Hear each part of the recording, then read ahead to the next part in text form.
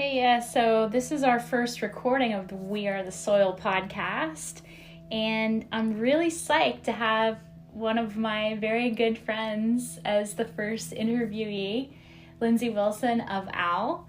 Lindsey's been in business for 4 years and started out primarily as a bone broth company. She's got a special blend that's kind of like a tea, and has expanded into retail, including a flagship store here on Abbot Kinney Boulevard, is where we're recording now. And I'm excited to talk to Lindsey about this subject. Veganism is not the answer to climate change, because Lindsey uses all these bones, obviously, for her business to create bone broth. And I was kind of curious about, the type of farming that the ranch that these bones come from is all about, and what her opinion is about this subject matter of veganism being the answer to climate change or not. So welcome, Lindsey. It's wonderful to be here with you tonight. Thank you. Thanks for having me. So the first question, let's just get this out of the way. Tell us a little bit about the farm the ranch that you get your bones, and how you came to select that ranch, and why it's important to you to source bones, from this specific ranch. Let's talk a little bit about that. Yeah, for sure. Sourcing is something that's very important to me in my day-to-day, and so that was the number one thing for me when I started the company, was finding a really sustainable, local, organic option. And I found Buy Ranch Direct, where we get our bones, where we've always gotten our bones at the local farmers market. They're a family-owned and operated farm in Northern California, and they practice regenerative farming, so it's pretty much the best you can get. Their beef and bison bones are grass-fed and finished. Everything's pasture-raised. So, yeah. Cool. And you mentioned regenerative farming. Obviously, really hot topic. Veganism, climate change, both also very hot topics. What would you say the key to regenerative farming is? It's just about really, so regenerative farming is basically like a way to conserve and rehabilitate the soil, and animals, cows are very important to that ecosystem. It's about like increasing biodiversity in the soil. Would you say that regenerative farming then is best practice to restore the microbiome of our planet? I believe so, yes. Soil health is one of the major reasons why our food is deficient in nutrients, and why we no longer get a lot of vitamins and minerals that we're used to having, because our soil is devoid of nutrients, so it doesn't create the best environment for food to be grown. So that affects our microbiome as well? Yes, that affects our microbiome in a lot of ways. The biggest one being that it's almost impossible to get a probiotic naturally from our food, which used to be in our soil and in our drinking water, and now our food is basically devoid of natural probiotics, which is why it's so important to eat fermented foods and to have like a probiotic supplement. Maybe drink the shrubbucha. I don't know. I was gonna say maybe drink some probiotic mocktails. Exactly. Cool. So, why do you think animals are so important for climate change? Animals are important for our ecosystem, and we've always eaten animals, and that's always been part of our culture, and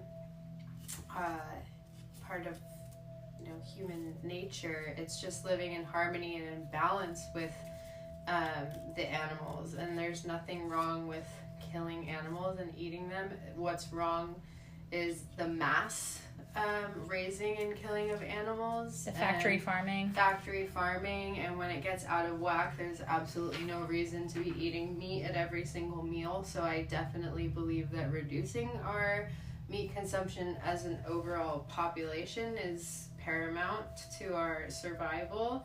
However, I don't think eliminating it is the answer.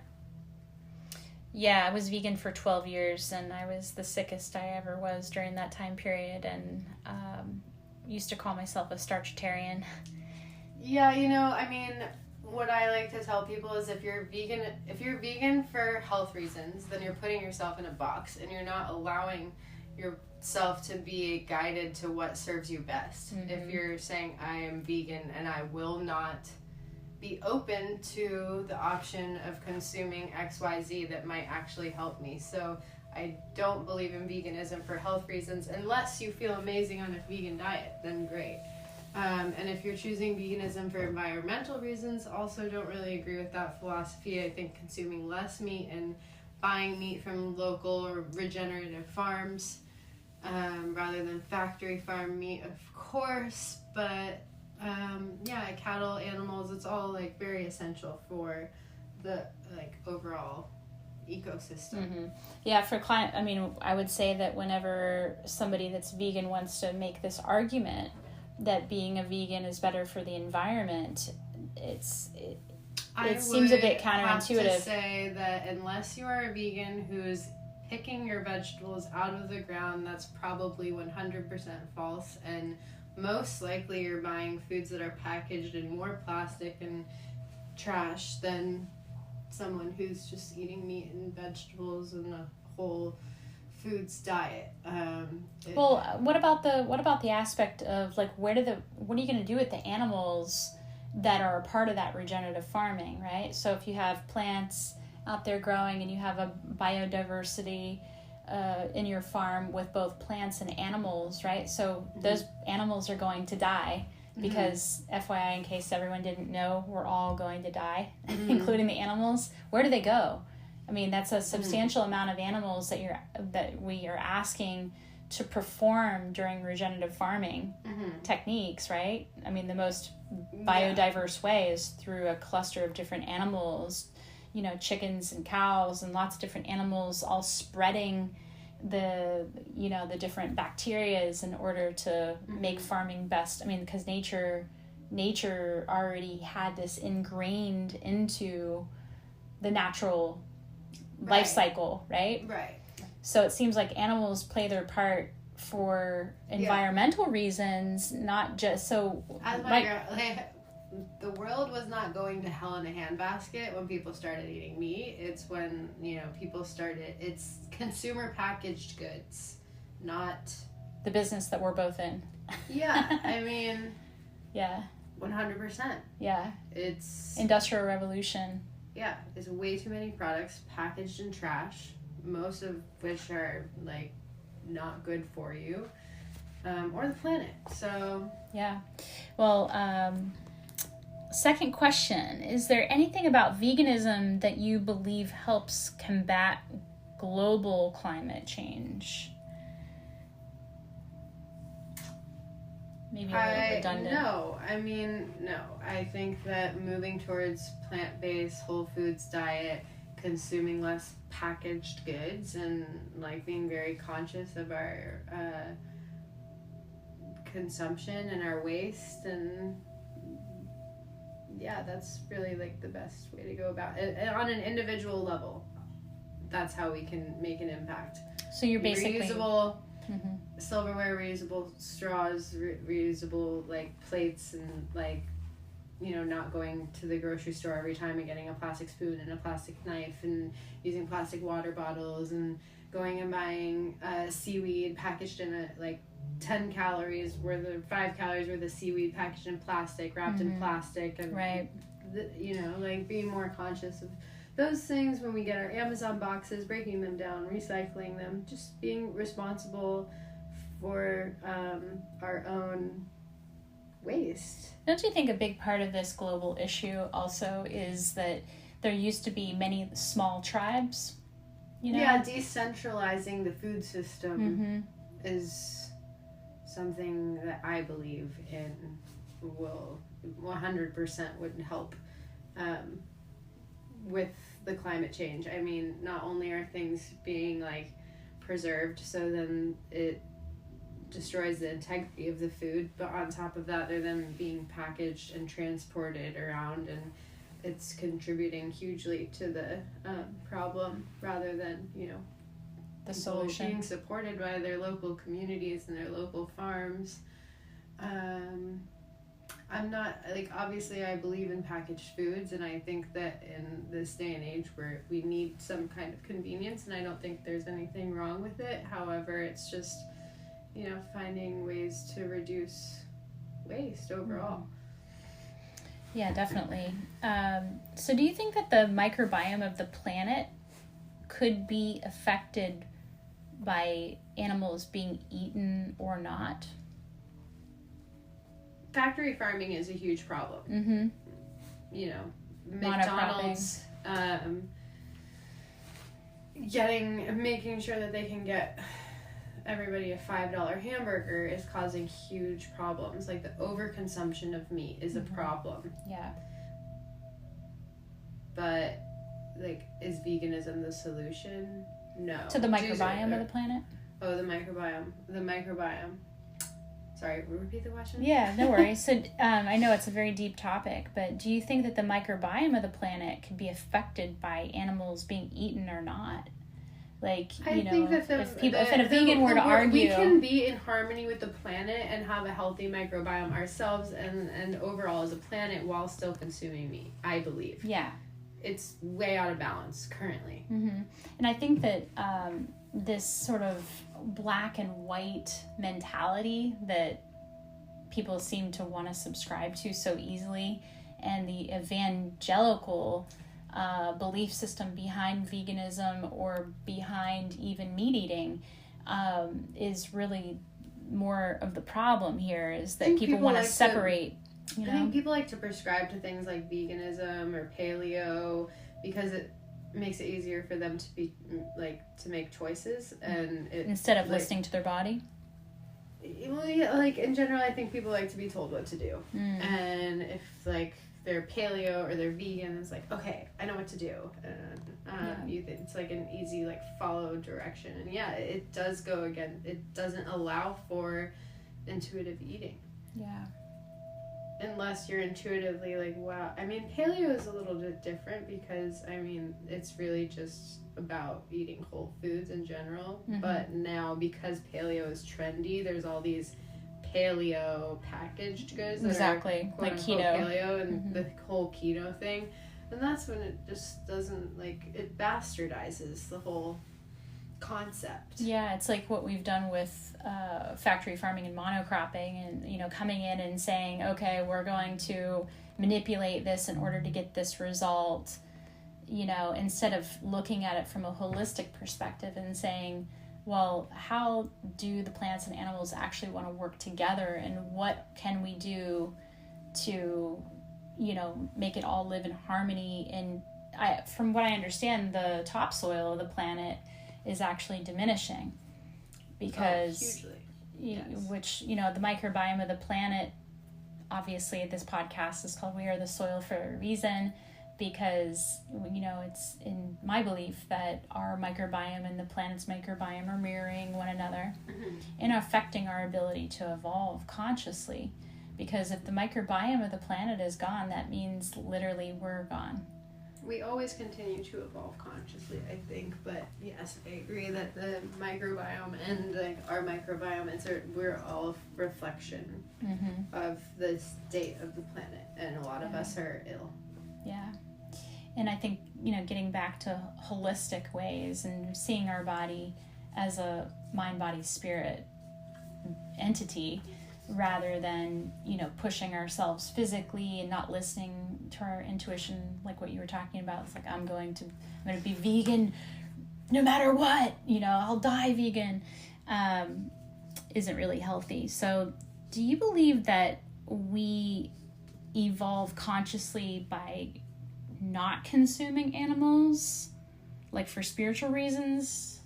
Do you think that, I know some vegans believe they don't eat meat for spiritual reasons, believing that they, are evolving consciously by avoiding consuming animals.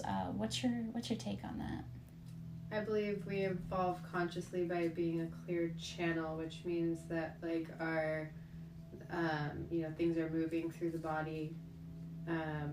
We're able to tap into our intuition and our inner guidance as part of that process. Like some people say you take on the energy of the animals and stuff like that. I think that people that are like vegan, eating all whole foods and vegetables can then feel that clarity because the body is cleansing, but you can also be vegan and be eating bread and pasta and potato chips and not evolve consciously. I don't think it's tied to being veganism. Thank you. Yeah, thank you. Answer your question. Thank you. I don't agree with that belief system either. But I'm also I have been a vegan, and I think I did probably to subscribe to some of those beliefs earlier on, but it was when I didn't have as much life experience either. Beliefs are very powerful. Our mind is much more powerful than the food we put in it, and if you believe that you're gonna like take on the fear of the animal and the death when you eat it, and paranoia about that, then probably don't eat that, I guess. But I mean, you're it has more to do with perpetuating your own fear. Yeah, it has more to do with the thought than like the reality of the situation, in my opinion. Mm-hmm. But yeah, I think that eating a clean diet helps to keep your mind clear, and when we're a clear channel, we can tap into our intuition and spirit. Or I do know that monks, Buddhist monks, will take in raw meat whenever they're ill as medicine, and they will also eat the meat if they go to someone's home and it's offered to them. So that, what does that tell you right there? If they're reaching for meat when they're ill, I mean, I know for me personally, when I started eating, it's not raw meat though, in my opinion. Yeah. Well, maybe they just probably don't know, or they're already drinking think the broth. Monks don't know about the bone broth? They must. I'm sure the monks probably. Yeah, I mean, they're making their own beer. They make their own beer, so they probably are making their own broth too. Oh yeah. Yeah. So do you think that vegan spiritual beliefs could support a best for the planet belief? I mean... No, because a vegan belief is, in its sense, a limiting belief, which doesn't serve the overall well-being. Because they're isolating themselves from other people. Because there's some people that just need meat, and there's some people that don't, and veganism doesn't support both. It doesn't support intuitive eating. It could if you're completely eliminating one food, right? Well, I mean, it could support it for someone who does not need animal protein to thrive. Right. And I do believe there are people that do not need animal protein to thrive. Who do you think those people are? Typical type AB blood types? Yeah. Yeah, those are the people I've seen over the years that seem to do. Yeah. And they're really healthy, and I've somehow seen are processing people that have a vegan diet and they're thriving and they feel great and they have lots of energy and they're, not overweight and great. Yeah, I think it's great if you can. Yeah, if you can thrive on a vegan diet, then that's great. If you can't, then try broth. I don't suggest you go vegan, but yeah. So, I mean, just to tie all this together, it sounds to me like regenerative agriculture is important. The key to that is biodiversity, which means plants and animals in harmony with one another. And that means that we obviously are being resourceful in our way of consuming. And if we could all just kind of get back to that, we'd be making a real impact on the climate more than anything.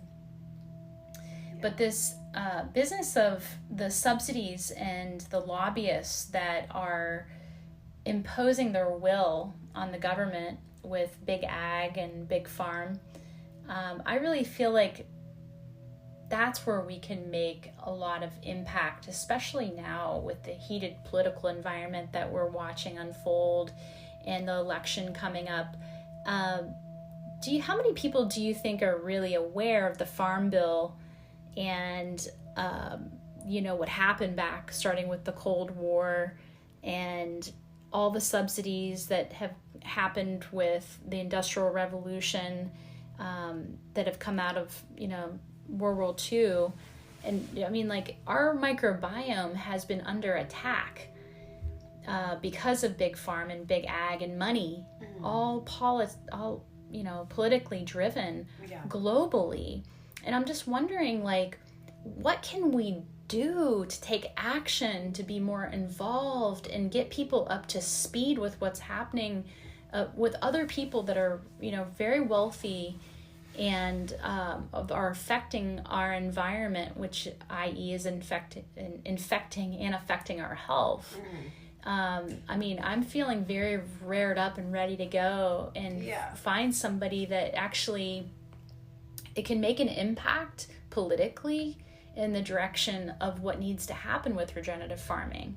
I mean, are you in touch with any kind of political backs? There's a few things you can do. First is taking personal responsibility and taking charge of our own health, so we have energy and all of that to outpour to our communities and self-care. Beyond. Self-care.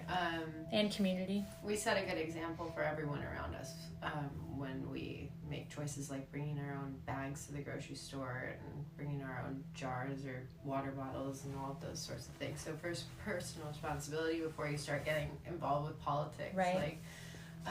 But then getting involved with your own city council, finding out ways to get local composts going for people. Doing it in your own I yard. honestly would like to learn more about this because I'm passionate about policy change for a consumer packaged goods industry. I think a lot of these products and packaging should be illegal if we're going to sustain ourselves as a population. And then if you're local in Venice, one really great organization would be Kiss the Ground. They do a lot about soil education, and they have resources for composting and how to make your own compost and all of that. I'll put the link for Kiss the Ground in the show notes. Local, that would be my number one resource, or the LA City Council, or the LA Food Council in downtown LA also does a lot with LA County, and they do education for kids, and they're more involved with the policy change side of things. But the policy change and all of that takes a lot of time. Yeah, and it means the people that are in charge that aren't being supported by the lobbyists that support big ag are being defeated. And in my opinion, that and support requires your local farms. Yeah, buy support your produce from local farms. Do not buy produce from Mexico or overseas as much as you can. Try to support local. Yeah, and then maybe band together as a community and start to find ways to reach out from your sort of epicenter. I think people that could be listening to this are in parts of rural America. And those people might be composting already. Likely they are. They are. I used to before I moved here. I think it's more of an issue in urban settings. The composting and things like that. We have less options for that. Don't you think that the big issue though really is big ag, and that changing the natural carbon cycle? Stop buying big ag and factory farm meat, then the consumer does sort of have. I mean, look at Costco. They have organic food, a lot of organic food. Costco didn't have organic food 10 years ago. So if we're supporting... Customer demand. If we're all buying organic, we're buying from our local farmers. It's not just about buying organic, though. It's about buying local. More than organic, local. Yeah. So, because your local farm, ask them if they're using pesticides, ask them about the health of the soil. Most likely they are practicing organic farming. And regenerative farming. Well, organic, regenerative, both and all. A lot of these smaller farms aren't paying for USDA organic certification. So even though it doesn't say, in fact, it's probably better. Probably better. If you're in California, CCOF is a great certification. Definitely. It's more affordable. So looking for that over the USDA, being local over organic. If they spray or not. Ask them if they spray. Hopefully they're not tilling and monocropping and all those things if they're at the farmer's market. They're at the farmer's market. Most likely not. Well, this has been an incredible conversation, loaded with lots of great tips on what you can do to empower yourself now to make a difference and supporting regenerative agriculture, and also, having a little bit of a broader perspective on how veganism might not be the big answer that everyone's looking for in order to reverse climate change. Yeah, I mean, I would love to say, yes, if everyone was vegan, we would save the planet. But, I think it would just honestly create more problems, because at the end of the day, we need holistic. At the end of the day, most vegans are eating packaged foods in excess. But there's a way to do it sustainably if you're vegan. If you're not vegan, it's not. Yeah. Well, I have a family. I mean, my family are all vegan, vegetarian primarily, and they're all really healthy people.